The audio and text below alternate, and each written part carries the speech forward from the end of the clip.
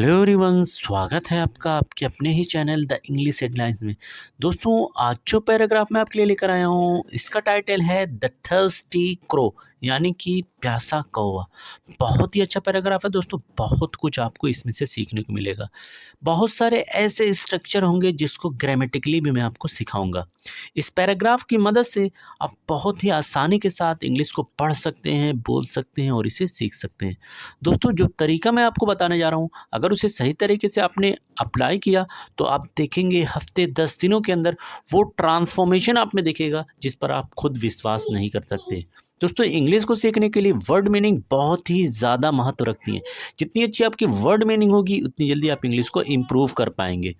तो मैं एक एक वर्ड्स की मीनिंग को हिंदी में लिखता हुआ चलूँगा ताकि आपके लिए इंग्लिश को पढ़ना और समझना आसान हो सके। कभी किसी बुक को पढ़ें तो किस सेंस में बात की जा रही है, कैसे मीनिंग को निकालेंगे, ये आप समझ सके। साथ में दोस्तों, किसी भी सेंटेंस के फॉर्मेशन के लिए वर्ब बहुत ही ज़्यादा महत्वपूर्ण होता है। जैसे जैसे वर्ब की फॉर्म चेंज होती जाती है वैसे वैसे सेंटेंस की मीनिंग में भी बदलाव आता जाता है। इसलिए मैं वर्ब्स के डिफरेंट फॉर्म पर फोकस करते हुए चलूँगा। तो आइए वीडियो को स्टार्ट करते हैं। The thirsty crow.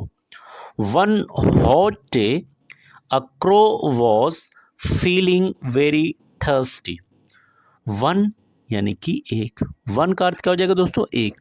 हॉट यानी गर्म, हॉट यानी कि गर्म, डे दिन, वन हॉट डे यानी एक गर्म दिन। अ क्रो, ए का दोस्तों मीनिंग हो जाएगी एक, और क्रो कहते हैं कौवा को। क्रो यानी कि कौवा। वॉज था, वॉज यानी कि था। फीलिंग महसूस कर रहा, महसूस कर रहा। वेरी यानी कि बहुत, वेरी बहुत। थर्स्टी यानी प्यासा, थर्स्टी यानी प्यास। दोस्तों, इस सेंटेंस में आपका मेन वर्ब जो है वो है वॉज फीलिंग। जब भी वॉज वर्ब के बाद वर्ब की आईएनजी फॉर्म आती है तो sentence present past continuous tense का सेंस देता है। जब भी वॉज वर्ब के बाद वर्ब की आईएनजी फॉर्म आती है दोस्तों, सेंटेंस पास्ट कंटिन्यूअस टेंस का सेंस दे रहा, और उसके लास्ट में रहा, रही, रहे के बाद था, थी, थे निकलता है। जैसे वॉज फीलिंग महसूस कर रहा था। वन हॉट डे, एक गर्म दिन, a crow was feeling very thirsty, एक कौवा बहुत प्यास महसूस कर रहा था, अर्थात उसे प्यास लगी थी। It search for water everywhere but could not find any. It यानी कि ये, अर्थात कौवा के लिए आया हुआ है। सर्च तलाश किया, तलाश किया अर्थात खोजा। फोर की, फोर की मीनिंग दोस्तों यहाँ पर क्या आ जाएगी? की। वाटर यानी पानी, वाटर यानी कि पानी। एवरीवेयर, एवरी यानी हर, और वेयर यानी जगह, एवरीवेयर हर जगह। बट लेकिन, बट की मीनिंग क्या हो जाएगी दोस्तों? लेकिन। कुड सका। दोस्तों, बहुत अच्छे अच्छे और नए नए वर्ड सीखने को मिलेंगे तो उन सारे वर्ड्स को नोट करते रहिएगा। नॉट फाइंड, ना ढूंढ सका, ना ढूंढ सका। एनी यानी किसी, एनी यानी कि किसी। दोस्तों, इस सेंटेंस का आपका मेन वर्ब है सर्च्ड। दोस्तों, ये सर्च का सेकेंड फॉर्म है। सर्च का मतलब होता है तलाश करना, और सर्च यानी तलाश किया। सेकेंड फॉर्म में आने से पास्ट एंड डेफिनिट टेंस का सेंस दे रहा है। साथ में एक दूसरा वर्ब भी लगा है बट लगाकर, could find. Could find, could दोस्तों एक मॉडल है जिसकी मीनिंग होती है सका। ये कैन से बना हुआ है। कैन का मतलब होता है सकना, कुड सका। फाइंड यानी ढूंढना। It search for water everywhere, इसने अर्थात कौवे ने हर जगह पर पानी की तलाश की। बट कुड नॉट फाइंड ने, लेकिन किसी भी को भी ढूंढ ना सका, या कहीं पर पानी ढूंढ ना सका। After some time the crow saw a pot with a little water in it. After यानी बाद, आफ्टर बाद। सम कुछ, सम की मीनिंग दोस्तों हो जाएगी कुछ, और टाइम कहते हैं समय को। टाइम यानी कि समय। द क्रो यानी वो कौवा, वो कौवा। सौ देखा, सौ यानी कि देखा। अ पॉट, ये कहते हैं दोस्तों एक को, और पोट की मीनिंग हो जाएगी मटका, पॉट यानी कि मटका, विथ यानी से या साथ भी आप कह सकते हैं। अ लिटिल एक साथ में नहीं निकली, अ लिटिल का मतलब होता है कुछ या थोड़ा, मैं लिख दे रहा हूँ थोड़ा। वाटर यानी पानी, वाटर का अर्थ क्या हो जाएगा पानी। इन यानी में और इट यानी इस, अर्थात यह हुआ है मटके के लिए। दोस्तों इस सेंटेंस का आपका मेन वर्ब है सॉ और ये बना हुआ है सी का सेकंड फॉर्म। सी का मतलब होता है देखना, सॉ यानी देखा, पास्ट टेंस है, सेकंड फॉर्म है, तो again past and definite tense का सेंस दे रहा है। आफ्टर सम टाइम, कुछ समय के बाद, the crow saw a pot, कौवे ने एक मटका देखा, with a little water in it, जिसमें थोड़ा सा पानी था। It tried to drink, but the water was too low for the crow to reach. It यानी कि ये अर्थात कौवा, tried कोशिश किया, tried यानी कोशिश किया, to drink यानी पीने की, पीने के लिए, टू की मीनिंग हो जाएगी दोस्तों के लिए, बट लेकिन, बट लेकिन, द वाटर लेकिन वो पानी, द वाटर वो पानी, वॉस था, टू दोस्तों यहाँ पर टू की मीनिंग हो जाएगी हद से ज़्यादा, हद से ज़्यादा। एक टू की मीनिंग होती है बहुत, लेकिन सेंस के अकॉर्डिंग निकलेगी हद से ज़्यादा। लो यानी नीचे, लो की मीनिंग क्या हो जाएगी नीचे। फोर, फोर हो जाएगा के लिए, और क्रो यानी कौवा, क्रो यानी कौवा। टू रीच पहुँचने के लिए, पहुँचने, और टू की मीनिंग हो जाएगी लिए। दोस्तों इस सेंटेंस में आपका पहला मेन वर्ब है ट्राइड और ये ट्राई का सेकंड फॉर्म है। ट्राई का मतलब होता है कोशिश करना, ट्राइड कोशिश किया। दूसरा मेन वर्ब है वॉज, ये बना हुआ है इसका पास्ट, इसका मतलब होता है वॉज यानी था। इट ट्राइड टू ड्रिंक, उसने अर्थात कौवे ने पीने की कोशिश की, but the water was too low for the crow to reach, लेकिन उस मटके का पानी हद से ज़्यादा नीचे था जिससे कौवा वहां तक नहीं पहुंच सका। The clever crow thought of a plan, the clever यानी द का मतलब वो, क्लेवर यानी चालाक या चतुर, क्लेवर यानी चालाक या चतुर, क्रो यानी कि कौवा। थॉट सोचा, थॉट यानी सोचा, ऑफ बारे में, ऑफ बारे में, ए प्लान, ए दोस्तों हो जाएगा एक, और प्लान कहते हैं दोस्तों योजना को, प्लान का मतलब योजना। दोस्तों इस सेंटेंस का आपका मेन वर्ब है थॉट जो बना हुआ है थिंक से, थिंक की सेकंड फॉर्म है। थिंक का मतलब होता है सोचना, थॉट यानी सोचा। The clever crow thought of A plan, उस चालाक कौवे ने एक योजना के बारे में सोचा। It picked up small stones and drop them into the pot one by one.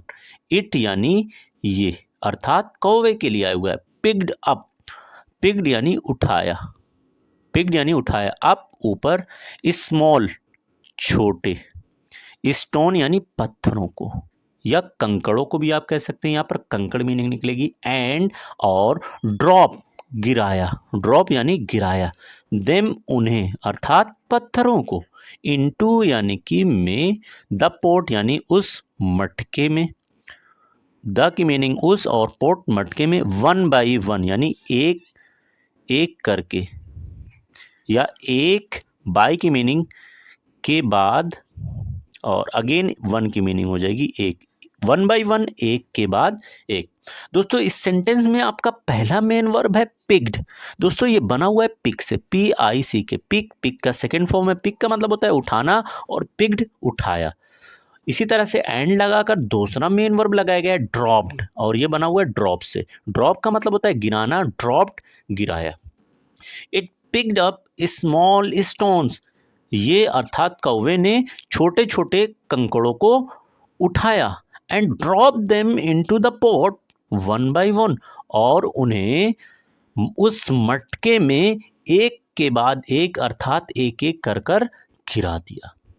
Slowly the water level rose, slowly यानी धीरे धीरे, स्लोली यानी कि धीरे धीरे, द वाटर यानी वो पानी, और लेवल, वाटर लेवल यानी पानी का स्तर, पानी का स्तर रोज ऊपर उठा। रोज का मतलब दोस्तों होता है ऊपर उठा। एक रोज का मतलब गुलाब भी होता है, लेकिन यहाँ पर ये जो है वर्ब का काम कर रहा है और इसलिए इसकी मीनिंग क्या हो जाएगी, ऊपर उठना। स्लोली द वाटर लेवल रोज, धीरे धीरे उस मटके के पानी का स्तर ऊपर उठा। After some time the crow was able to drink the water. After यानी बाद, सम कहते हैं दोस्तों कुछ को, और टाइम यानी कि समय। आफ्टर सम टाइम कुछ समय के बाद, द क्रो वो कौवा, वॉज था, एबल सका। एबल की मीनिंग क्या हो जाएगी दोस्तों, सका। टू ड्रिंक यानी पी सका, पी सका द वाटर यानी पानी को। दोस्तों इस सेंटेंस में आपका जो मेन वर्ब है वो है वॉज, और ये इसका पास्ट है। आफ्टर सम टाइम कुछ समय के बाद, the crow was able to drink the water वो कौवा पानी को पी सका था। The crow felt happy and refreshed. The crow यानी वो कौवा, फेल्ट महसूस किया, महसूस किया, हैप्पी यानी खुशी, हैप्पी यानी कि खुशी, एंड की मीनिंग दोस्तों हो जाएगी और, रिफ्रेश यानी तरोताज़ा, रिफ्रेश्ड यानी तरोताज़ा। दोस्तों इस सेंटेंस में आपका मेन वर्ब जो है वो है फेल्ट, और ये बना हुआ है फील से। फील का मतलब होता है महसूस करना, फेल्ट महसूस किया।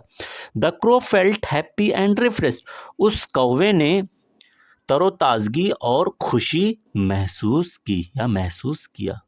It flew away feeling grateful for its smart thinking. It यानी कि ये, अर्थात कौवा, फ्लीव उड़ गया, फ्लीव उड़ गया, अवे यानी कि दूर, फीलिंग महसूस करते हुए, महसूस करते हुए, ग्रेटफुल यानी शुक्रगुजारी को, या धन्यवाद भी आप कह सकते हैं, शुक्रगुजारी को महसूस करते हुए, फोर के लिए, फोर यानी के लिए, इट्स अपने, इट्स अपने, स्मार्ट तो सिंपली मैं यहाँ पर लिख दे रहा हूँ स्मार्ट थिंकिंग यानी सोच को। दोस्तों इस सेंटेंस में आपका जो मेन वर्ब है वो है फ्लीव, और ये बना हुआ है फ्लाई। फ्लाई का सेकंड फॉर्म है। फ्लाई का मतलब होता है उड़ना, फ्लीव उड़ गया। इट फ्लीव अवे, ये अर्थात कौवा दूर उड़ गया। Feeling grateful for it smart thinking, अपने स्मार्ट सोच पर शुक्रगुजारी महसूस करते हुए वो दूर उड़ गया। This story teaches us that when we face a problem, we should stay calm and think of a solution. This story अर्थात ये स्टोरी यानी कहानी, teaches सिखाती है, teaches सिखाती है, us यानी कि हमें, us यानी कि हमें, that की when जब, when यानी जब, वी यानी हम, फेस सामना करें, सामना करें। दोस्तों यहाँ पर ये वर्ब है इसलिए सामना करने लिखना, अगर ये नाउन होता तो इसका मतलब निकलता है चेहरा। अ प्रॉब्लम यानी एक समस्या, यहाँ पर दोस्तों हो जाए किसी, एक की मीनिंग क्या निकलेगी, किसी समस्या। वी हमें, शुड चाहिए, हमें चाहिए, स्टे रहना, स्टे की मीनिंग रहना। काम कहते हैं दोस्तों शांत को, काम यानी शांत, एंड की मीनिंग हो जाएगी और, थिंक यानी सोचना चाहिए, ऑफ के बारे में, सॉल्यूशन यानी हल, सॉल्यूशन यानी हल। दोस्तों इस सेंटेंस का आपका पहला मेन वर्ब है टीचेस, और ये लास्ट में यस यस लगा हुआ है इसलिए ये वर्ब की फर्स्ट फॉर्म है। इसी तरह से व्हेन लगाकर एक और वर्ब लगाया गया है फेस। फेस दोस्तों अगेन ये वर्ब की फर्स्ट फॉर्म है तो इसकी मीनिंग निकलेगी सामना करना। अगर ये नाउन होता तो इसकी मीनिंग निकलती चेहरा। शुड एक मॉडल है जिसकी मीनिंग होती है चाहिए। स्टे ये मेन वर्ब है जिसका मतलब होगा रहना। एंड लगाकर एक और वर्ब लगाया गया थिंक सोचना। तो इसमें देख रहे हैं आप चार चार वर्ब आपको दिख रहे हैं। दिस स्टोरी टीचेस अस, ये स्टोरी हमें सिखाती है that when we face a problem, कि जब भी हम किसी समस्या का सामना करें, we should stay calm and think of a solution, तो हमें शांत रहना चाहिए और उस समस्या के हल के बारे में सोचना चाहिए। The cross cleverness helped it solve the problem and quench its thirst. The cross यानी कौवे, कौवे और एपोस्ट्रोफी एस की मीनिंग हो जाएगी की, कौवे की क्लेवरनेस चालाकी, क्लेवरनेस यानी चालाकी या चतुराई, हेल्प्ड मदद की, इट यानी उसे, सॉल्व हल करने में, सॉल्व हल करने में, द प्रॉब्लम यानी समस्या को, एंड और क्विंच बुझाने में। क्विंच की मीनिंग क्या हो जाएगी दोस्तों, बहुत अच्छा वर्ड है, नोट कर लीजिएगा। क्विंच का मतलब होता है प्यास बुझाना, थर्स्ट यानी कि प्यास को। दोस्तों इस सेंटेंस का आपका पहला मेन वर्ब है हेल्प, है ये हेल्प से बना हुआ है, हेल्प का मतलब मदद करना, हेल्प मदद की, साथ में क्विंच दूसरा वर्ड है जिसकी मीनिंग क्या हो जाएगी बुझाना। The cross cleverness helped it solve the problem, कौवे की चालाकी ने समस्या को हल करने में उसे मदद की, एंड क्विंच इट्स थर्स्ट, साथ में अपने प्यास को बुझाने में भी मदद की। Thanks for watching this video.